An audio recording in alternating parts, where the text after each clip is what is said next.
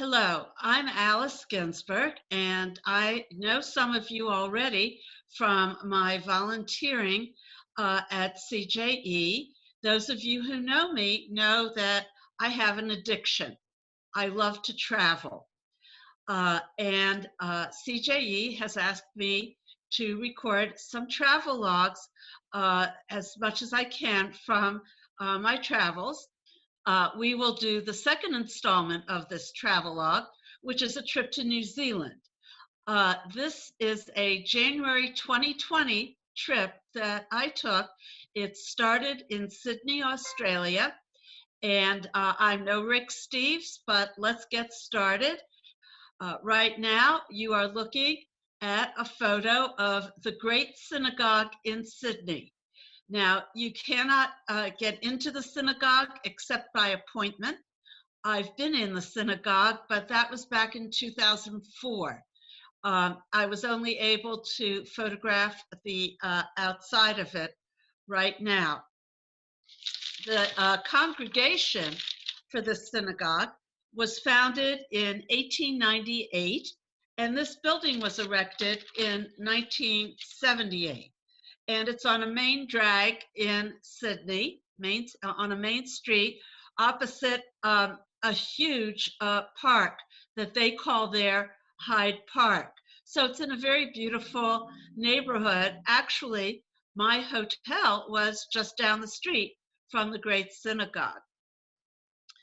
Moving along, this is a photo of a it's like Welcome to Sydney. This is a building under construction, as you can see, and it is going to dominate the Sydney skyline when it is completed. I am not sure who the major tenants are, and I'm not sure what corporation or whatever they're going to name the building after. But you can see that it's going to be pretty imposing when they get all of this sheeting done on the outside, and it's quite tall. We'll see a smaller angle of it as part of the skyline later. I took a picture of the Sydney Harbor Bridge as my ship was going under it. And this is the Sydney Harbor Bridge at night. Very imposing. You can see there's also on the opposite bank, there's like a carnival set up here. You can make out the Ferris wheel. This is Circular Quay in Sydney Harbor. And the Opera House would be just off to the right. I have another picture of that later on. But the way they have this lit up at night is pretty impressive. And this is Victoria Square. This is a major shopping area in Sydney. I can tell you that most of the Commonwealth countries, of which Australia is one, will have some sort of statue of Queen Victoria in a major square. And this is the Queen Victoria building behind her, and that is full of shops and restaurants. You know, it's a huge indoor mall. But the interesting thing about this indoor mall is that going down the street and going in from the side, in the back, you see a wall that obviously belonged to another synagogue. And yes, this building, the Queen Victoria building, backs up to a building that used to be a synagogue. And this is the bridge into Darling Harbor from this Great Sydney Harbor. And you can see it's a very lovely looking bridge. It's a suspension bridge.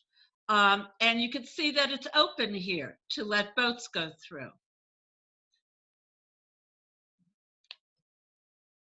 This is the Harbor Bridge in the daytime.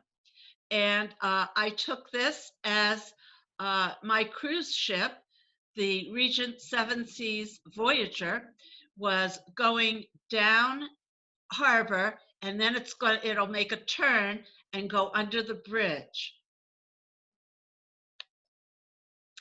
Now you can climb this bridge, and you have to suit up, and the preparation for climbing the bridge is quite intense, and you have to sign your life away in waivers, of course. And these are some people who are on a bridge climbing tour.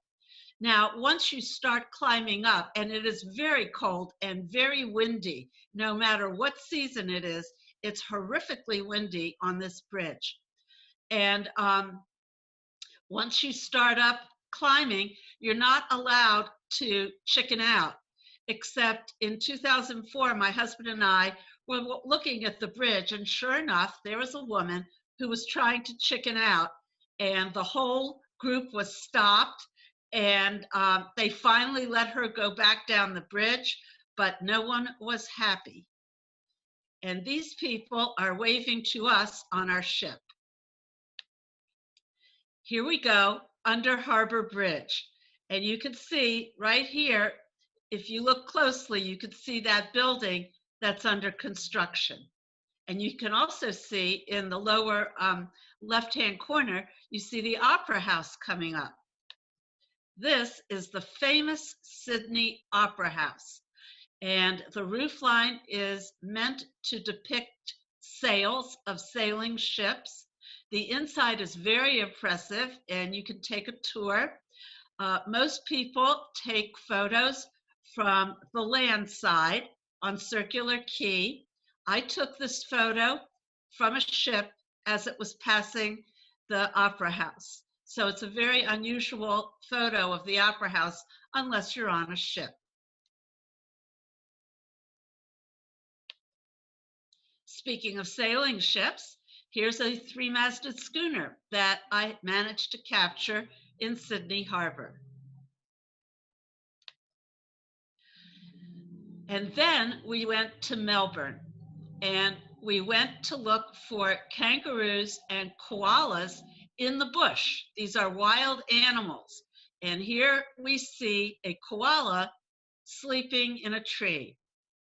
Now, koalas are nocturnal animals, and they really have no purpose in the food chain or any purpose. They can't be used for human food or anything like that. They mainly play, sleep, defecate, and procreate, and most of their lives are spent sleeping. Their natural enemies are dingoes, which are a cross between like a wild dog and a coyote, eagles, a very large species of owl, and pythons. But these predators go for mostly baby koalas because that's easy. They're also endangered from feral animals. Dingo is a very good example. It started out as a wild dog, a feral animal, and then they mixed with coyotes and became a fairly vicious canine species. But koalas are furry. I have held one. I can tell you they have extremely sharp claws, but they are pretty cuddly animals. This guy looks like he's having a pretty good dream. And this is what the Australian bush looks like. So just to give you an idea of where we were walking through. Here we have another koala kind of snoozed up in the crook of a tree. Here, I'm going to try to enlarge this for you. If you look closely, there's a white bird with a red marking around its eye. And I'm sorry, I cannot remember what species of bird it is. We were told that it was an endangered species, and we were very lucky to see it. You can see it here in the tree.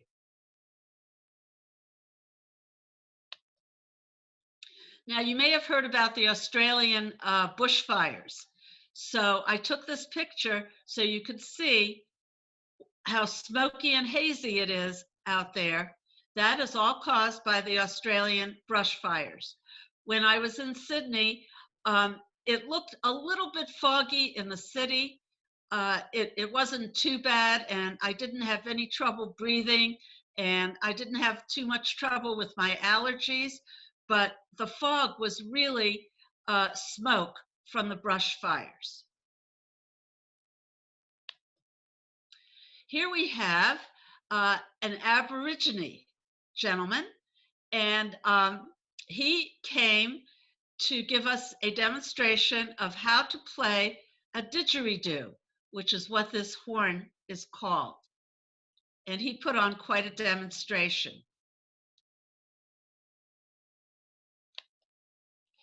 These are wild kangaroos. This is not an animal park. This is not a zoo. These are kangaroos. This is a kangaroo family in the wild. The famous Australian grey kangaroo. And when they stand up, they are pretty large. And here we have a wild ostrich. And I went on this bushwalking tour for about 4 hours outside of Melbourne, Australia. You can see how dry this meadow is, and how, I mean, at one time it was quite green, but now it's nothing but, you know, dry brush. And then we went on from Melbourne, we went to Phillip's Island. Now, Phillip's Island sits just off the coast of Australia, but not many people go there. It has two main claims to fame. One is a motocross, a motorcycle Grand Prix race that motorcycle professional racers have on their calendars. The other is a wild animal park, and it also is associated with a thing called Guns Plains Cave, and we'll get to those in a little while. But when you dock at Phillip's Island, this is what you see as you come off your ship on the wharf. Is this large wooden sculpture of a ship's captain, and here we have a pelican, and here we have an uninvited visitor. I thought it was kind of fun to take the picture with the seagull on top of the ship's captain. And this is a seascape picture, which I took off of Phillip's Island. There were a lot of seals. You can barely make them out here. They're just like darker little blobs. But this place was full of seals. And this is called Seal Island. Not surprised.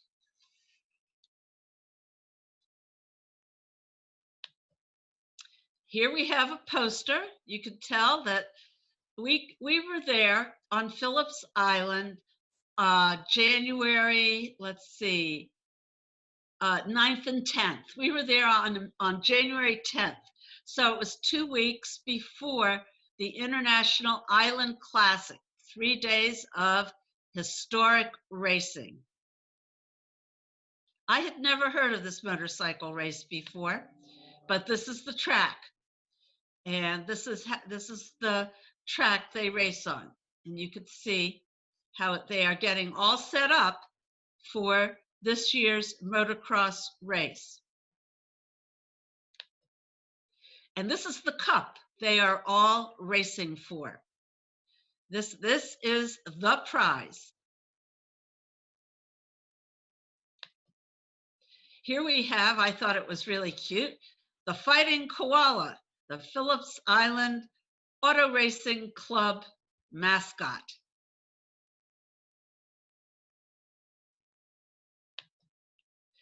And there's a museum at this clubhouse. It's a fairly large building with meeting rooms and banquet rooms, but there's also this museum of old cars and motorcycles.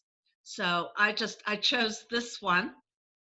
I believe this is the first winner of the motocross, but I have no idea. I don't remember how fast they said these cars were going on that track when the race was first instituted.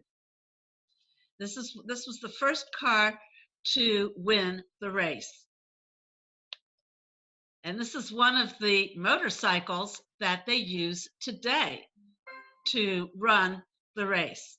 So you've got, qualifying motorcycles. It's kind of like the Indy 500 of motorcycle racing. Then we went to the wild animal park, and you can see we have a ferret here, and notice his claws. He was very beautifully marked. Here we have lemurs. You don't get to see these very often, but they are nocturnal, and they are known for being something of a follow the leader society. And they're posing here just for me, it looks like. This is a Tasmanian devil. You may have heard of them. Ugly things. And when they open their mouths, they're even uglier. They have extremely sharp teeth. You can see on their claws on their feet are also very sharp, and they are flesh eaters without a doubt. And they have very acrimonious attitudes. They will go for your jugular in about a half a second. We were cautioned not to put our hands or to lean over to take a picture so that your sleeve from your jacket was hanging over the fence, because they would grab it. Here they are all trying to get at a piece of meat that was thrown into their enclosure. And they are pretty intense and going at it ferociously.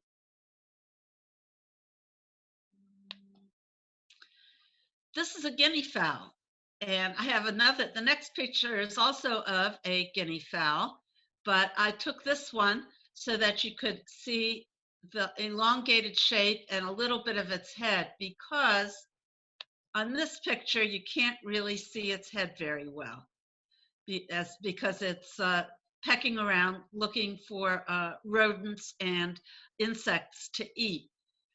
So, but this is a pretty good picture. You get a sense. It's a fairly large bird, and they're very fast. When they're running, they're quite fast.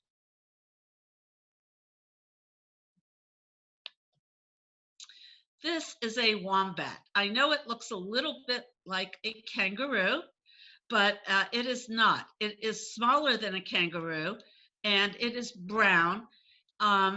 It is nocturnal. Again, it is a marsupial like a kangaroo, has a pouch and so on, but this is a wombat.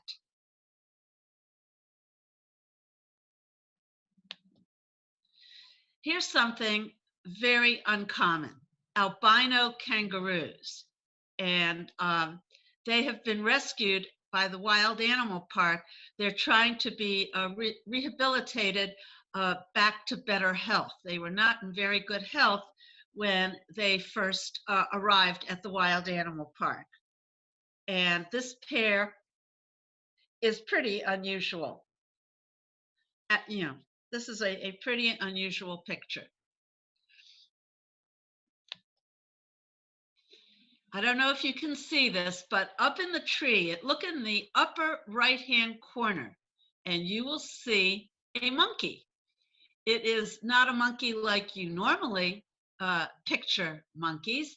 It is a white bearded monkey, and they are an endangered species. And he's up there checking out us tourists.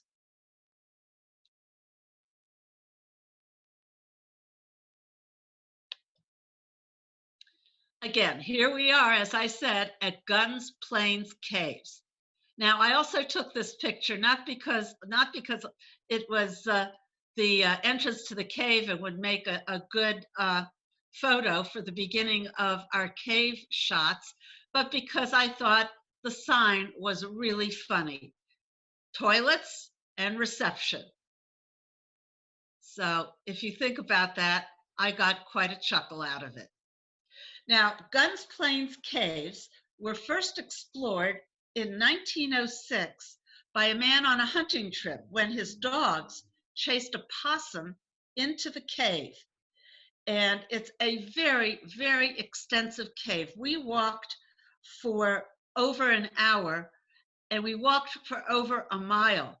And we, at my tour group, barely scratched the surface of 1/8 of this cave. It was formed by a river that still flows in the area, and I was able to see part of the river at the bottom of the cave, and there are also glowworms in this cave.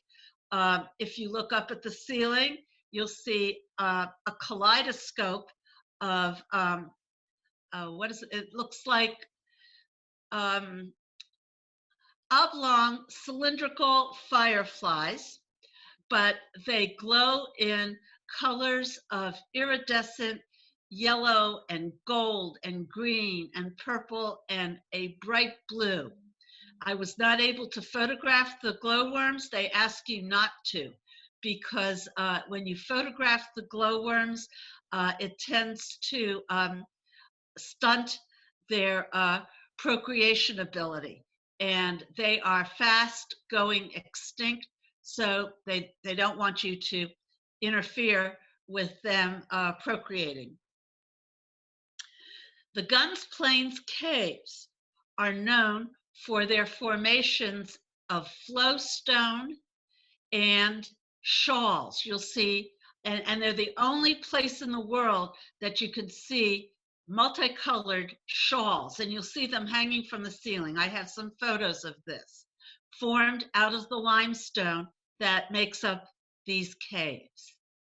So let's go inside. Here are some of the formations.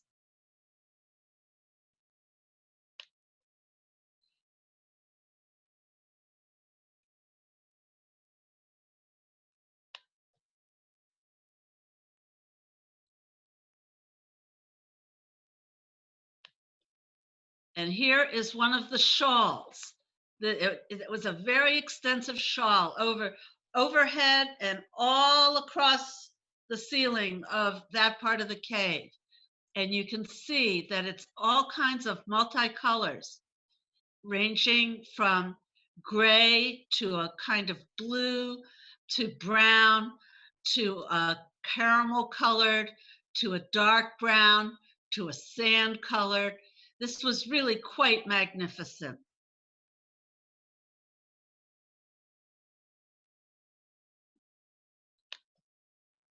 Here's an up close of a shawl, of a part of a shawl, and you can see how intricate this formation is. In the background, you can see the walkway and the steps, which are fairly steep. This walk through this cave was fairly challenging. And you could see the steps going down or coming up from the cave or going down to this platform here. And from this platform, that's how I managed to photograph the shawls.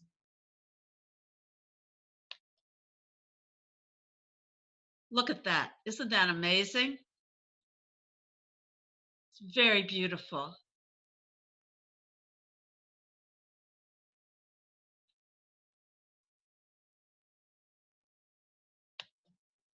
And this is the last slide I have, the last photo, rather, that I have. And it shows the flowstone, and it shows all the different ways this limestone has been formed by the water and the wind in the cave.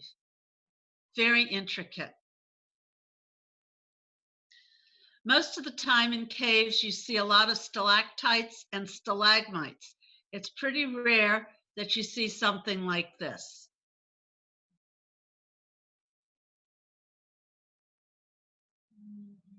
Now, this is the last photo from the first installment of this travelogue. It includes Sydney, Australia, and Phillips Island outside of Melbourne. And the next installment will be all around New Zealand. And to give you kind of a sneak preview of some of the things I saw in New Zealand, this is Milford Sound, which is one of the most photographed um, bodies of water in the world for its scenic beauty.